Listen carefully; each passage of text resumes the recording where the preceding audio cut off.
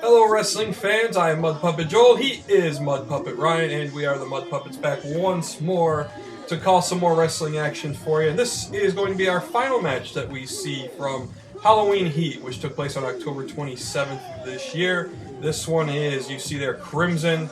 He will be taking on DBA, Ryan.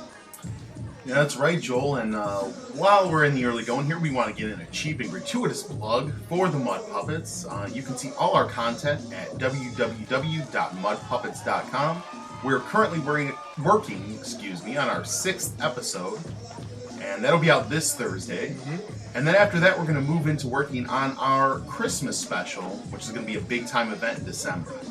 Yeah, by big time, I think my partner means small time, but we'll take it. A lot of our fans really like the Halloween special we did, so if you haven't watched that, check it out. We'd appreciate it.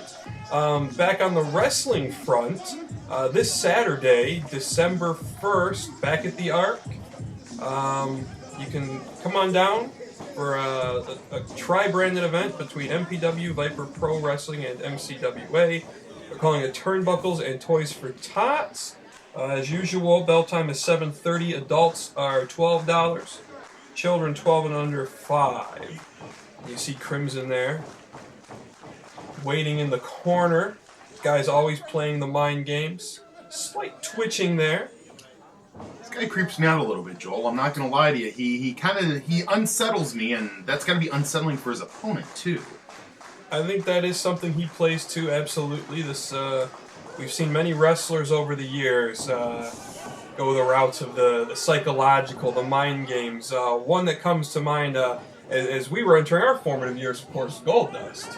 Oh, absolutely. Goldust was very good at playing on his opponent's perceptions, and it really messes the guy's mind. And if his mind is 100% into the match, well, it's going to cost him. But I don't think you have to worry about that with DBA. DBA's been around a long time. He's seen it all. And I think he's going to come out, well, as we see here, rocking and rolling with some big punches. It's just his personality. DBA, he doesn't put up with any garbage. He'll go toe-to-toe with just about anybody. Krimson, a big boy, though, and DBA is going to have to stay out of the corners, because I've seen Krimson before use his knees, the heel of his feet, his elbows. He will drive anything he can to any vulnerable spot of his opponent. You see here he's using that size early on, attacking from the top, big knee right into the side of the face, and ouch, DBA's hurting already. He saw the ref in there. I almost wonder if he was asking DBA if he wanted to stop the match. Not, and that to me looks like a low blow. Not that I believe DBA would ever have an official stop a match, but a lesser man in there may have considered after such a vicious knee to the head by Krimson. DBA does not quit. You can say what you want about DBA, but DBA will not stop. He'll keep coming as long as he's got breath in him. Nice clothesline there after he whips Krimson into the corner. Looks like he's going the other way now. Nice bulldog off the ropes, and you know this Saturday, it doesn't get any easier for DBA. As of now, scheduled to face Wyandotte. Yikes, you face one monster here, and then you move on to an even bigger monster this Saturday. Wyandotte is also a very scary dude, a lot like Krimson here. Plays those mind games. It's going to be a tough challenge for DBA. Krimson had to roll to the outside there. DBA is not going to give him any time to recoup. Gets right back out there, right on him with some fists. That one right to the jaw. And now they're amongst the faithful there at the Arc. This is where it can get a little hairy. These fans better be careful, because these guys are going to... They're both kind of wild men, right into that chair. DBA, takes the brunt of that one. Yeah, neither one of these guys afraid to mix it up and get in the crowd. We've seen Krimson before last year in a match against Caleb Stills as Gutter at the time. They went just brawling on the outside, suplexes on the cement. I mean, they went at it. Well, absolutely, and I think anyone who's ever seen DBA wrestle, you've seen him swinging chairs, bringing that chain he brings to the ring, using that, tables. DBA doesn't care. He wants to get the job done. If that means he's got to use a weapon to do it, he'll do it. DBA giving up some size in this match, but he has come at Krimson hard and really gone toe-to-toe with that brawling style. I think that's the key to DBA, is he sets up here. Oh! As I was saying, the key to DBA, he's generally... Knee to the back of the neck. Yeah, I think Krimson lured him into one there. He's generally the smaller dog in the fight, but he doesn't know that he's the smaller dog in the fight. He just brings that fight every day, and he doesn't care how big a guy is. He'll smack him in the face. Well, like he has a very storied rivalry with Eddie Venom, and they don't get much bigger on the indie circuit than Eddie Venom. Absolutely not. Speaking of which, this Saturday, Eddie Venom returns to Metro Pro Wrestling after a bit of an absence. He and Jamie Cox, it seems after Halloween Heat are done. Of course, Jamie Cox made a big to-do at the top of the show about renouncing his ways of late, and then went on to, was forced into a tag match with Austin Mannix, and the tag titles he, of course, held with Eddie Venom for a very long time, as we see it pinned here by Krimson, and they lost those to Mike Marvel and Action Jackson, so Eddie Venom is apparently going to speak on that this Saturday. I can't wait to hear what Eddie has to say. You know, the thought of the former tag team champs breaking up, it breaks my old muddy heart, but if it happens, then, you know, I hope for Jamie Cox's sake that Eddie Venom isn't too angry.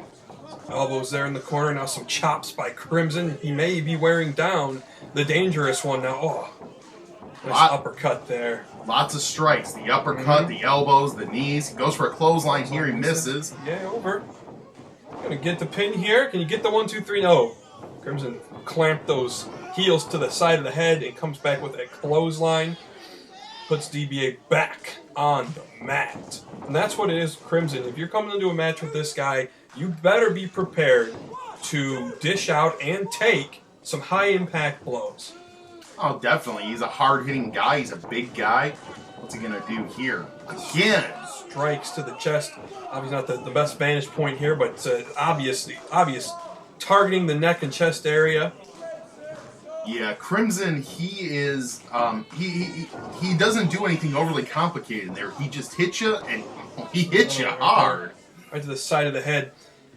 And rounding out that the card for this Saturday, December 1st, once again, at the Turnbuckles and Toys for Tots show. Apparently no opponent yet signed, at least had not been released to us. Krimson gears up here and catches an elbow, but you're going to see the new tag champs, Mike Marvel and Action Jackson, defending their titles. You're also going to see Austin Mannix, who, of course, Krimson brings DBA down to the mat there, and he looks like he's getting in that scary place now. As I was saying, Austin Mannix, who holds the Viper Pro and Metro Pro heavyweight titles, will be defending the Metro Pro title. A lot of speculation there. Will it be Jamie Cox? They had words of Halloween Heat. Don't know for sure. Andy Musket, new MPW Cruiserweight champion, will also be defending his title. Again, no official word, but with what we saw from last week's match, you've got to think, is it going to be Kid Hybrid? Well, if I was Andy Musket, I'd be hoping it's not Kid Hybrid. You want your first title defense to be a success, and Kid Hybrid's a very talented guy. What are you saying? Andy Musket would lose with all certainty to Kid Hybrid? I am saying that. I'm on the Kid Hybrid bandwagon. That's what I'm saying. Yeah, I've been a Kid Hybrid fan for quite some time, but I wouldn't say it's a shoe. And Andy Musket is a wily veteran, and the man just won a Fatal 4 that included Hybrid, Dukes, and Phil Atlas. And now Krimson off the top, and he misses. Probably a mistake for a man that size. Went for a knee, which probably would have certainly ended it, but high risk, high reward. He lost out on that one. He had things going in his favor with that simple striking attack. He went up on the ropes, and DBA's the quicker guy. DBA was able to move. If Krimson loses this match, we may be able to pinpoint it to that move. Both men staggering to their feet now. Krimson takes a big swing and a miss, and now DBA, another swing and a miss. DBA connecting with his fist, though, and Krimson's losing the on that exchange right now. Flying through the air, DBA with a nice clothesline there. Looks like he's setting Krimson up here now. Nice little suplex. Can you get him here? No, almost. Beautiful bridge on that suplex, and DBA will surprise you sometimes. He's a brawler, but he has some nice technique, too. Well, he's quickly put Krimson on his heels, and now throat on the ropes. You know what DBA likes to execute here. Here it comes. That will knock the breath out of you every time. I tell you, that high-risk maneuver was very unwise by Krimson, although he seems to recover here. DBA with the reversal. A little roll-up here. There's the 1, 2, 3. He got him!